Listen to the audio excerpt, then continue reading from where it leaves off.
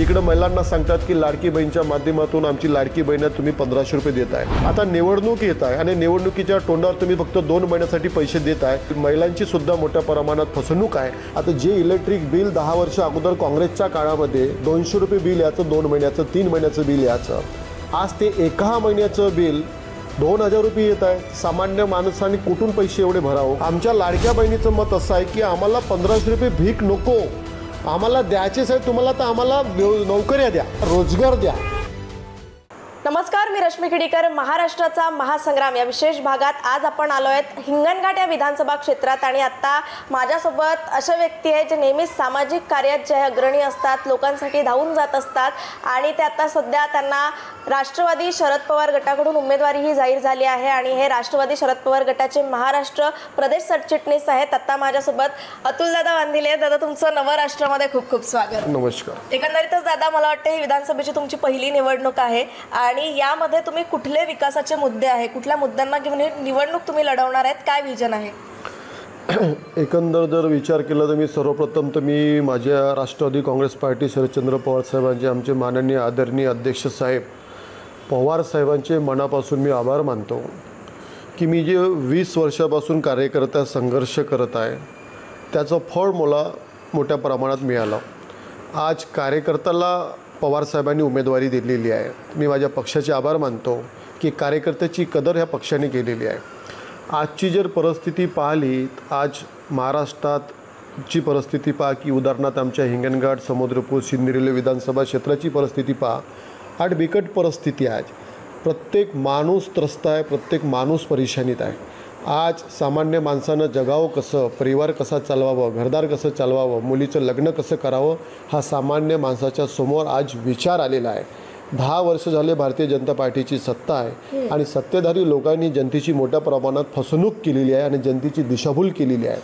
आज सामान्य कुटुंबाला आज विचार येतो, आज महागाई इतक्या मोठ्या प्रमाणात वाढून गेलेली आहे की जे इलेक्ट्रिक बिलबद्दल जर आपण बोलायला गेलं, आता जे इलेक्ट्रिक बिल 10 वर्ष अगोदर काँग्रेसच्या काळामध्ये 200 रुपये बिल याचं 2 महिन्याचं 3 महिन्याचं बिल याचं आज ते 1 महिन्याचं बिल 2000 रुपये येत आहे। सामान्य माणसाने कुठून पैसे एवढे भरावं, कुठून पैसे आणावं? आज सामान्य माणसाच्या समोर हा विचार आहे। आज इलेक्ट्रिक बिलबद्दल जर बोलायला गेलं तर 7 रुपये 8 रुपये युनिट दर फक्त आपल्याला सांगायला ते युनिट दर आहे। जर त्याचे कर पकडले आणि युनिट दर जर पकडला तर आज कमीत कमी 18 रुपये आपल्याला 1 युनिट पडतात। हे सर्वसामान्य माणसाची आणि जनतेची मोठ्या प्रमाणात फसवणूक होत आहे। म्हणून आजची परिस्थिती अशी आहे की आज महिलांचा जर आपण विचार केला, इकडे महिलांना सांगतात की लाडकी बहीणच्या माध्यमातून आमची लाडकी बहीण तुम्ही 1500 रुपये देताय। 1500 रुपये देण्याला आमचा कधीही विरोध नाही। तुम्ही लाडक्या बहिणीला 1500 नाही, आमच्या मतानं 5000 रुपये द्यायला पाहिजे। पण लाडक्या बहिणीला आता निवडणुका बघून 2 महिन्यासाठीच पैसे का बरं? मग आमच्या लाडक्या बहिणीला तुम्हाला पैसे द्यायचे आहे तर कमीत कमी त्यांना 5 वर्षे पूर्ण पैसे द्या आणि 1500 रुपये का देता? 5000 रुपये द्या ना, आम्ही स्वागत करू की आमच्या लाडक्या बहिणीला तुम्ही 5000 रुपये दिल्याबद्दल, तर 5 वर्ष पूर्ण द्या। आता निवडणूक येत आहे आणि निवडणुकीच्या तोंडावर तुम्ही फक्त 2 महिन्यासाठी पैसे देत आहे, हे आमच्या महिलांची सुद्धा मोठ्या प्रमाणात फसवणूक आहे। आणि मी इतर अनेक महिलांसोबत चर्चा केली, आमच्या लाडक्या बहिणींसोबत चर्चा केली। आमच्या लाडक्या बहिणीचं मत असं आहे की आम्हाला 1500 रुपये भीक नको, आम्हाला द्यायचेच आहे तुम्हाला तर आम्हाला नोकऱ्या द्या, आम्हाला नोकऱ्या द्या, आम्हाला रोजगार द्या, आम्हाला रोजगाराची गरज आहे। पण ते रोजगार कुठंही मिळत नाही आहे। हे सत्तेधारी पक्ष फक्त फसवणूक करत आहे आणि दिशाभूल करत आहे। म्हणून हे सरकार, महाराष्ट्रातलं सरकार, नक्की मला खात्री आहे की परिवर्तन होणार आणि सर्वीकडे परिवर्तनाची लाट चालू आहे। विधानसभा क्षेत्रातच तो सोडा, अख्ख्या महाराष्ट्रात परिवर्तन होणार आहे, कारण की सामान्य माणूस त्रस्त झालेला आहे आणि सामान्य माणसाचा या सत्तेधारी पक्षानं मोठ्या प्रमाणात छळ केलेला आहे। नक्कीच आता महाराष्ट्राची गोष्ट आपण हे करू, पण आता सध्या हिंगणघाट विधानसभा क्षेत्रात म्हटलं कुठलीही निवडणूक असली किंवा सामान्य माणसांचे प्रश्न म्हटलं तर BSP फॅक्टर येतो, तो म्हणजे बिजली, सडक आणि पाणी। हे सामाजिक प्रत्येक निवडणुकीचे मुद्दे आहेत, सामान्य माणसांचे मुद्दे आहेत। तर तुम्हाला काय वाटते, आता जे विद्यमान आमदार आहेत त्यांनी या मुद्द्यांवर कितपत सॉल्व्ह केलेल्या आहेत या समस्या, आणि जर तुम्ही आमदार झाले तर तुम्ही या समस्या कशा पद्धतीने सॉल्व्ह करणार? जी आता आमदार होते भारतीय जनता पार्टीचे आमदार साहेबांनी फक्त खोटं बोलण्याचं काम केलं आणि खोटे असे साधारण बोलले नाही, रेटून बोलले की सामान्य माणसाला ते खरं वाटलं पाहिजे. आज आम्ही बघतो या 10 वर्षाच्या आतमध्ये आमच्या हिंगणघाट, समुद्रपूर, सिंदखेड या तिन्ही भागातला विधानसभा क्षेत्राचा 1% कुठं विकास झालेला नाही दिसत. आज तुम्ही जनतेला विचारा, तुम्ही लोकांमध्ये जा, गावांच्या परिस्थित्या पहा. मी परिवर्तन जनसंवाद यात्रा काढली, 288 गावामध्ये गेलो आणि 288 गावामध्ये गेल्यानंतर 30 दिवस मी स्वतःच्या घरी नाही आलो आणि माझ्यासंग 100 लोकांची टीम होती परिवर्तन यात्रेमध्ये. जेव्हा मी त्या गावातल्या ग्रामीण भागामध्ये गेल्यानंतर ज्या गावातली परिस्थिती पाहिली ना, तर ते गावातली परिस्थिती बघून आम्हाला रड याचा, इतकी बिकट आणि वाईट परिस्थिती होती. आज बी असे कितीतरी गाव आहे का त्या गावामध्ये जाण्यासाठी मार्ग नाही आहे, पूलची व्यवस्था नाही आहे, रस्त्याची व्यवस्था नाही आहे, अनेक गावामध्ये नाल्यांची व्यवस्था नाही आहे. आताही छोटे छोटे लहान विद्यार्थी पाण्यातून टोंगरं कमरं पाण्यातून त्यांना अपडाऊन करावं लागते आणि जावं लागते. जर जास्त पाणी आला तर त्यांना त्याच्या स्वतःच्या गावामध्ये येता येत नाही. अशी बिकट परिस्थिती या हिंगणघाट, समुद्रपूर, सिंदखेड विधानसभा क्षेत्राची करून ठेवलेली आहे. आज हिंगणघाट शहराबद्दल जर बोलायला गेलं, आज हिंगणघाट शहरामध्ये सर्वात मोठा प्रश्न आमचा आहे. 125 वर्षापूर्वीचे 2 मिल होते, डागा मिल आणि मोता मिल. हे दोनही मिल 125 वर्षापूर्वीचे मिल आहे, इंग्रजाच्या काळातले मिल आहे. हे दोनही मिल या 10 वर्षाच्या आत बंद पडले आणि बंद पडल्यानंतर माननीय आमदार साहेब स्वतःला कार्यसम्राट हे पदवी लावून घेतलेली आहे. स्वयंघोष पदवी आहे, कोणी दिलेली पदवी नाही आहे. मग तुम्ही कार्यसम्राट हे पदवीचा वापर करता आणि ते पदवी स्वतःला लावून घेता. मग हे तुम्ही दोनही मिलं का चालू करू शकले नाही? आज कितीतरी लोक, मोठ्या प्रमाणात हजारोच्या संख्येनं लोक बेरोजगार झालेले आमच्या भागात. त्यांना पेन्शनसुद्धा मिळत नाही आहे आणि त्या काही मिलातल्या कर्मचाऱ्यांना पेन्शन मिळते तर फक्त 1000 रुपये पेन्शन मिळते. अशी अवस्था आणि अशी वाईट परिस्थिती या भागातल्या कर्मचाऱ्याची झालेली आहे. आज जे कामगार कर्मचारी आहेत त्याची मोठी बिकट आणि वाईट परिस्थिती आहे आणि हे लोक म्हणतात की आम्ही विकास केला, फक्त खोटं बोलण्याचं काम करत आहे. आज हिंगणघाटमध्ये जर आज अर्धा हिंगणघाटमध्ये नळाच्या पाईपलाईन नाही आहे. आज जर उन्हाळा जर खूप तापला तर मोठ्या प्रमाणामध्ये अनेक ठिकाणी पाण्यासाठी लोक वंचित राहते. अशी बिकट परिस्थिती आहे, लोकांना पाण्यासाठी संघर्ष करावा लागते. तर आज तिथं त्यांनी आमच्या इथं नदीवर बंधारा नाही आहे आणि नदीवर बंधारा नसताना इथं 11 टाक्या बांधून ठेवल्या पाण्याच्या आणि त्या 7-8 वर्षापासून त्या टाक्याला भेगा पडलेल्या आहेत, त्या टाक्या पडण्यावर आलेल्या आहे. म्हणजे हा भ्रष्टाचार नाही का? आज अमृत योजनेच्या अंतर्गत कमीत कमी अंदाजे जर आपण आकडा पकडला तर 150 करोडच्या जवळपास मलनिसारण आणि अमृत योजना पाण्याची जी पाईपलाईन आहे आणि पाण्याच्या टाक्या हा कॉन्ट्रॅक्ट काढण्यात आलेला होता. ह्या कॉन्ट्रॅक्ट अजूनपर्यंत 2 वर्षांमध्ये पूर्ण झालेला नाही आहे. हा जो 150 कोटीचा जो भ्रष्टाचार आहे, हा भ्रष्टाचार कोणाचा आहे? हा जनतेचा पैसा आहे आणि हा सत्तेधारी लोकांनी केलेला आहे. लोक माफ करणार नाही यांना. आज जनतेला सर्व दिसत आहे. आज डिजिटल जमाना आलेला आहे. आज ग्रामीणचा बी विद्यार्थी असेल तरी त्यांना माहिती पडते की दिल्लीमध्ये काय झालं आहे म्हणून आम्हाला नक्की माहीत आहे. आज हिंगणघाट, समुद्रपूर, सिंदखेडमध्ये नक्की 100% तुम्हाला खात्रीनं सांगतो परिवर्तन होणार आहे. कारण की सामान्य माणूस खूप मोठ्या प्रमाणात त्रस्त आहे.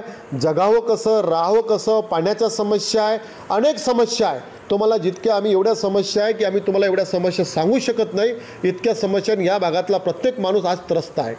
नक्कीच. आता तुम्ही इतक्या सगळ्या समस्या तुम्ही सांगितल्या आणि तुम्ही गेल्या काही वर्षांपासून ज्या समाजासाठी कार्यरत आहात, सामान्य नागरिकांशी तुम्ही चर्चा करता, हे करता, तर असा कुठला वेगळा मुद्दा जो आहे महिलांमधून म्हणा किंवा पुरुषांमधून, समाजामधून कुठला असा मुद्दा जो तुम्हाला कळला आहे आणि तुम्ही त्याच्यावर जे आहे तुम्ही विकास काम केले आहेत? आम्ही संघर्ष करणारे लोक आहे. जिथं आम्हाला अन्याय होताना दिसला, अन्यायाला वाचा फोडण्याचं काम आम्ही केलेलं आहे. अनेक ठिकाणी आज शेतकऱ्यांना रात्रीला पाणी ओढण्यासाठी जावं लागेल आणि तो रात्रभर शेतकरी, आपण शेतकऱ्याला आपला देशाचा पोशिंदा म्हणतो, आपला राजा म्हणतो. आज शेतकरी बाप आमचा दिवसा पाणी ओलायचं तर दिवसा लाईन, उदाहरणार्थ लाईन राहत नाही होती, लाईन बंद राहत होती आणि रात्रीला लाईन राहत होती शेती कोशी पंपाची. तर कोशी पंपासाठी तो शेतकरी आमचा रात्री पाणी ओलायला जायचा. इथं असे 2-3 असे घटना घडलेल्या आहे की त्यांना सापानी चावलं आणि त्याची डेथ झालेली आहे. कोणी इंचू चावले, त्यांना मोठा आजार झालेला आहे. तर असे अनेक प्रकारच्या घटना झालेल्या होत्या. तेव्हा मी परिवर्तन यात्रा करत होतो. अनेक शेतकऱ्यांनी मला सांगितलं की आम्हाला रात्रभर पाणी ओलायला जावं लागते आणि दिवसा लाईन बंद राहते. त्यासाठी मोर्चा काढला, मोठ्या प्रमाणात आंदोलनं केलं आणि आंदोलन करून MSCBला आम्ही मोठ्या प्रमाणात एक दणका ठोकला. दणका ठोकल्यानंतर आमची ती मागणी पूर्ण झाली आणि मग दिवसा 24 घंटे लाईन आमच्या आंदोलनामुळे आज शेतकऱ्यांना रात्री पाणी ओलायला जायची गरज पडलेली नाही. ते आताही लोकांना शेतकरी दिवसा जातो, रात्री जायची गरज पडत नाही. कुठे ना कुठे हिंगणघाटामध्ये शेतकऱ्यांसाठी एक मोठं कार्य तुम्ही याच्यात केलेलं आहे, आंदोलनाच्या मार्फत म्हणा किंवा काही. तर एकंदरीतच आता हे जे विकास कामं आहे, कारण समोरची पण आपण पार्टी पाहिली ती तगडीच आहे, तुमचे कॉम्पिटिटरही तगडे आहे, त्यांनाही कार्यसम्राट म्हणून एक त्यांची ओळख आहे सध्याच्या जर आपण म्हटली तर. तुम्ही जे विकास कामं केले आहेत त्याच्यावर किती प्रतिशत वाटतात की नागरिक तुमचा साथ देतील? आम्ही अनेक कामं केलेली आहे. आम्ही जर आमच्या आंदोलनं जर तुम्हाला सांगितलं तर आमच्या आंदोलनाचं पुस्तक बनलेलं आहे. एवढे आंदोलनं केला, जिथं जिथं अन्याय झाला, तो आमचा शेतकरी बाप असो की कर्मचारी असो की आमचा बेरोजगार युवक असो की आमची महिला असो की महिलांना सुरक्षा देण्यापासून आम्ही अनेक आंदोलनं केली आहे. आंदोलनाचे अनेक माझ्यावर केसेससुद्धा लागलेले आहे. कुठं रस्ते बनलेले आहे, 10-10 वर्षापासून ते कामं निकृष्ट दर्जाचे रोड झाले होते, ते सुद्धा आम्ही आंदोलनं करून त्याचा वाचा फोडण्याचं काम केलं आणि ते कामं करून घेतलेले आहे. आज हिंगणघाटमध्ये नांदगाव चौरस्ता इथे एक आता 2.5 वर्षा अगोदर एक ब्रिज बनला, उड्डाणपूल बनला. तो ब्रिज बनल्यानंतर आमच्या इथे एक रेल्वेचा ब्रिज आहे, तो 100 वर्षे पूर्ण झालेले आहे. तो इंग्रजाच्या काळातला ब्रिज आहे, त्याला काहीच झालेलं नाही आहे. पण फक्त या भारतीय जनता पार्टीची सत्ता असलेला सत्तेधारी असल्याच्या यांच्या सत्तेमध्ये जो बनलेला ब्रिज आहे, तर या ब्रिजला 2च वर्षामध्ये मोठ्या प्रमाणात असा गड्डा पडला आणि तो आरपार गड्डा पडलेला आहे ब्रिजला. त्या ब्रिजला मोठा गड्डा पडलेला, तिथे 1-2 ॲक्सिडेंटसुद्धा झालेले आहेत. त्यासाठी आम्ही आवाज उचलला, आंदोलनं केलं. त्यानंतर जो नॅशनल हायवेचा प्रोजेक्ट डायरेक्टर आहे त्यांना आम्ही बोलवण्यात आलं. तर आज मला एक सांगा, 100 वर्षापूर्वीचे जे ब्रिज आहे इंग्रजाच्या काळातला, त्यांना आजपर्यंत गड्डा पडलेला नाही आहे.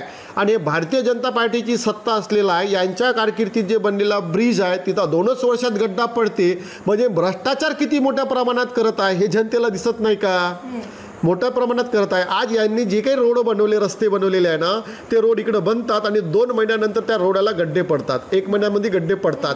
फक्त भ्रष्टाचार करण्याचं काम या भारतीय जनता पार्टीने केलं आहे आणि आमच्या आमदार साहेबांनी केलेलं आहे. याच्यात कसं आहे की माननीय आमदार साहेबांनी जनता म्हणतात, मी नाही म्हणत, का यांना त्याच्यात पैसा भेटतो, या भ्रष्टाचार करून यांना पैसा भेटतो भारतीय जनता पार्टीच्या नेत्यांना, म्हणून फक्त ते 2-3च रस्ते असे झालेले आहे.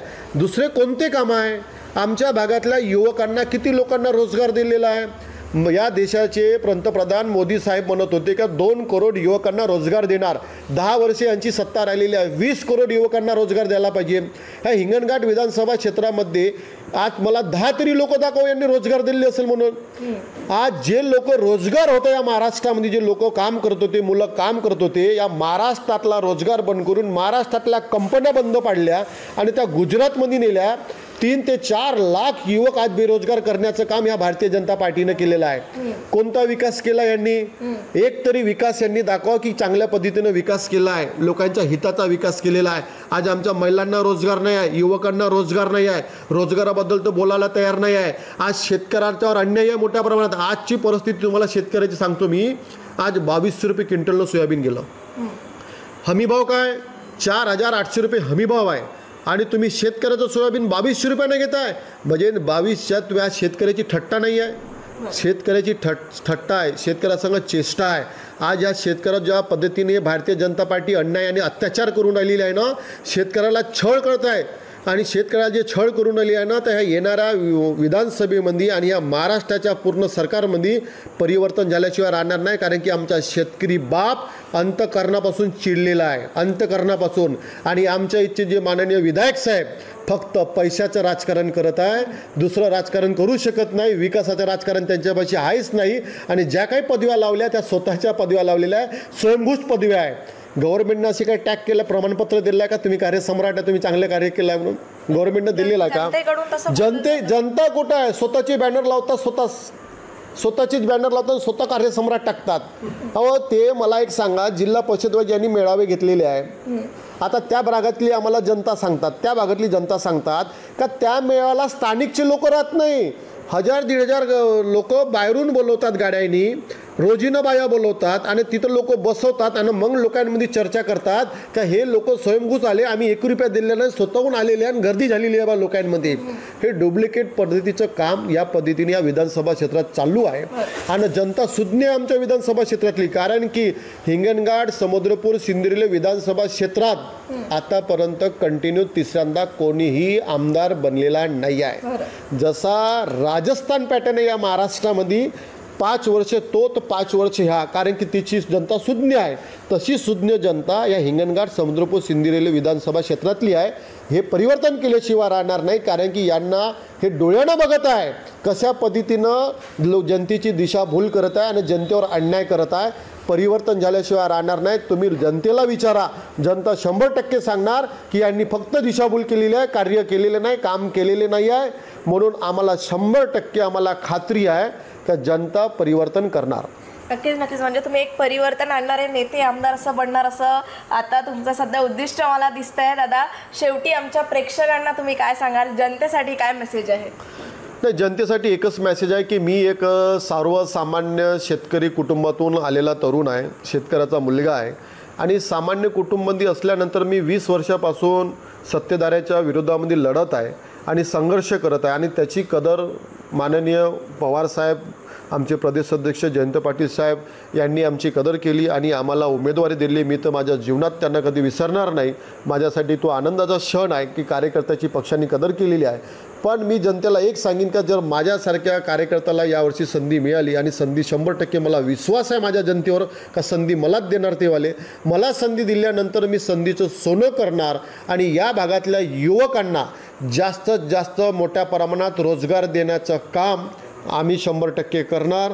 आणि दुसरा आमचा जो शेतकरी आहे, ज्या शेतात जाण्यासाठी जे पांदन रस्ते पाहिजे, या 10 वर्षात माननीय आमदार साहेबांनी कोणत्याच भागातले कोणत्याच गावातले पांदन रस्ते बनवल्या गेलेले नाही आहे.